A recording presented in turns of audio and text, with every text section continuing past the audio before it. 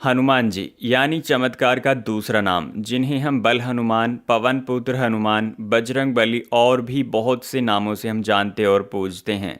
पौराणिक काल से बजरंग बली का नाम चमत्कारों से जुड़ा है। चाहे फिर सीने में बैठे राम जानकी के दर्शन करवाना हो या फिर लक्ष्मण जी को जीवित करने के लिए संजीवनी बूटी लाना हो, न सिर्फ पौराणिक काल बल्कि कलयुग भी हनुमान जी के चमत्कारों से सजा है। हमारे देश में जगह जगह पर हनुमान जी के प्राचीन चमत्कारिक मंदिर हैं और इन्हीं में से एक है संगम किनारे लेटे हनुमान जी का मंदिर। स्वागत है दोस्तों आपका हमारे YouTube चैनल ज्ञान बाबा हिंदी पर। अगर आप इस चैनल पर पहली बार आए हैं तो चैनल को सब्सक्राइब करें, वीडियो पसंद आने पर लाइक करें। हनुमान मंदिर उत्तर प्रदेश के इलाहाबाद में हनुमान जी की प्रतिमा वाला एक छोटा किंतु प्राचीन मंदिर है। यह संपूर्ण भारत का केवल एकमात्र मंदिर है जिसमें हनुमान जी लेटी हुई मुद्रा में हैं। यहाँ पर स्थापित हनुमान जी की प्रतिमा 20 फीट लंबी है। जबकि वर्षा के दिनों में बाढ़ आती है और यह सारा स्थान जलमग्न हो जाता है, तब हनुमान जी की इस मूर्ति को कहीं और ले जाकर सुरक्षित रखा जाता है। संगम किनारी शक्ति के देवता हनुमान जी का एक अनूठा मंदिर है।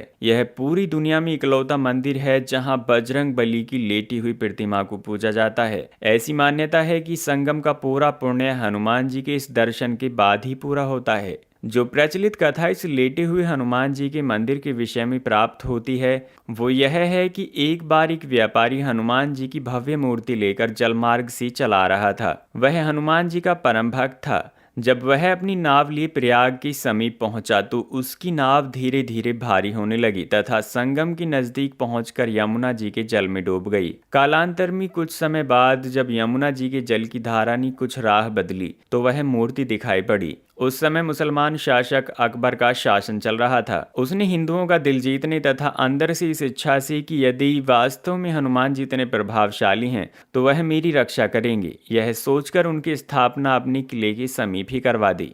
एक और कहानी इनके बारे में सुनी जाती है जो सबसे ज्यादा तार्किक, प्रमाणिक और प्रासंगिक कथा इसके विषय में जनश्रुतियों के आधार पर प्राप्त होती है। वह यह है कि राम अवतार में अर्थात त्रेता युग में जब हनुमान जी अपने गुरु सूर्यदेव से अपनी शिक्षा दीक्षा पूरी करके विदा होते समय गुरु दक्षिणा की बात चली। भगवान सूर्य ने हनुमान जी से कहा कि जब समय आएगा तो वे दक्षिणा मांग लेंगे। हनुमान जी मान गए, किंतु फिर भी तत्काल में हनुमान जी के बहुत जोर देने पर भगवान सूर्य ने कहा कि मेरे वश में अवतरित अयोध्या के राजा दशरथ के पुत्र राम अपने भाई लक्ष्मण एवं पत्नी सीता के साथ प्रारब्ध के भोग के कारण वनवास को प्राप्त हुए हैं। वन में उन्हें कोई कठिनाई न हो या कोई राक्षस उनको कष्ट न पहुंचाए, इसका ध्यान रखना।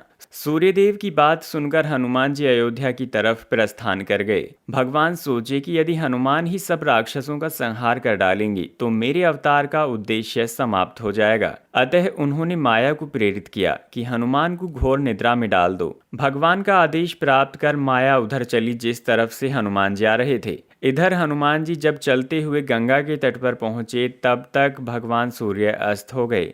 हनुमान जी ने माता गंगा को प्रणाम किया तथा रात में नदी नहीं लांघते, यह सोचकर गंगा की तट पर ही रात व्यतीत करने का निर्णय लिया। एक मान्यता और है इस मंदिर के बारे में। इस मान्यता के पीछे राम भक्त हनुमान के पुनर्जन्म की कथा जुड़ी हुई है। लंका विजय के बाद बजरंग बली जब अपार कष्ट से पीड़ित होकर मरणासन अवस्था में पहुंच गए थे तो मां जानकी ने इसी जगह पर उन्हें अपना सिंदूर देकर नया जीवन और हमेशा आरोग्य व चिरायु रहने का आशीर्वाद देते हुए कहा कि जो भी इस त्रिवेणी तट पर संगम स्नान पर आएगा उसको संगम स्नान का असली फल तभी मिलेगा जब वह हनुमान जी के दर्शन करेगा। यहाँ स्थापित हनुमान जी की अनूठी प्रतिमा को प्रयाग का कोतवाल होने का दर्जा भी हासिल है। आमतौर पर जहाँ दूसरे मंदिरों में प्रतिमाएं सीधी खड़ी होती हैं, वहीं इस मंदिर में लेटे हुए बजरंग बली की पूजा होती है। पौराणिक कथाओं के मुताबिक लंका विजय के बाद भगवान राम जब संगम स्नान कर भारद्वाज ऋषि से आशीर्वाद लेने प्रयाग आए तो उनके सबसे प्रिय भक्त हनुमान जी इसी जगह पर शारीरिक कष्ट से पीड़ित होकर मूर्छित हो गए। पवन पुत्र को मरणासन्न देख मां जानकी ने उन्हें अपने सुहाग की प्रतीक सिंदूर से नई जिंदगी दी और हमेशा स्वस्थ एवं आरोग्य रहने का आशीर्वाद प्रदान किया। मां जानकी द्वारा सिंदूर से जीवन देने की वजह से ही बजरंग बली को सिंदूर चढ़ाए जाने की परंपरा है। हनुमान जी की इस प्रतिमा के बारे में कहा जाता है कि 1400 ईस्वी में जब भारत में औरंगजेब का शासनकाल था, तब उसने इस प्रतिमा को यहाँ से हटाने का प्रयास किया था। करीब 100 सैनिकों को इस प्रतिमा को यहाँ से स्थित किले के पास के मंदिर से हटाने के काम में लगा दिया था।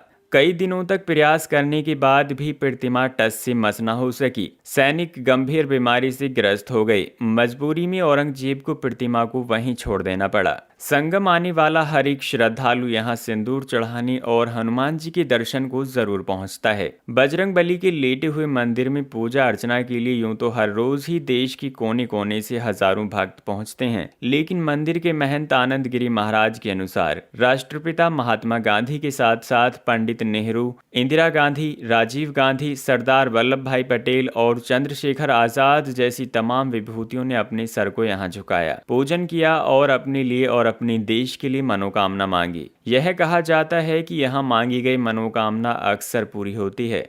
आरोग्य व अन्य कामनाओं की पूरा होने पर हर मंगलवार और शनिवार को यहाँ मन्नत पूरी होने का झंडा निशान चढ़ने के लिए लोग जुलूस की शक्ल में गाजे बाजे के साथ आते हैं।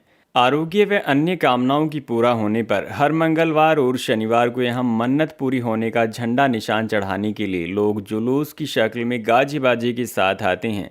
मंदिर में कदम रखते ही श्रद्धालुओं को अजीब सी सुखद अनुभूति होती है।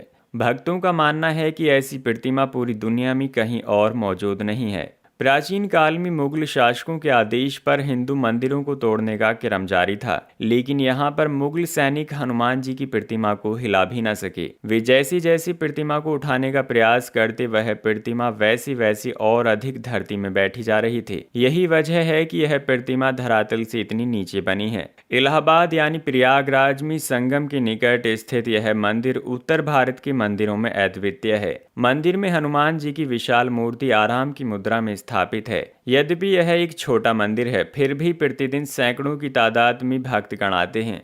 दोस्तों, वीडियो पसंद आई तो लाइक कीजिए और कमेंट बॉक्स में जय श्री राम लिखना मत भूलिएगा। और हाँ, अगर आपने अभी तक इस चैनल को सब्सक्राइब नहीं किया है तो जल्दी से कर लीजिए। मिलते हैं अगली किसी वीडियो में। धन्यवाद।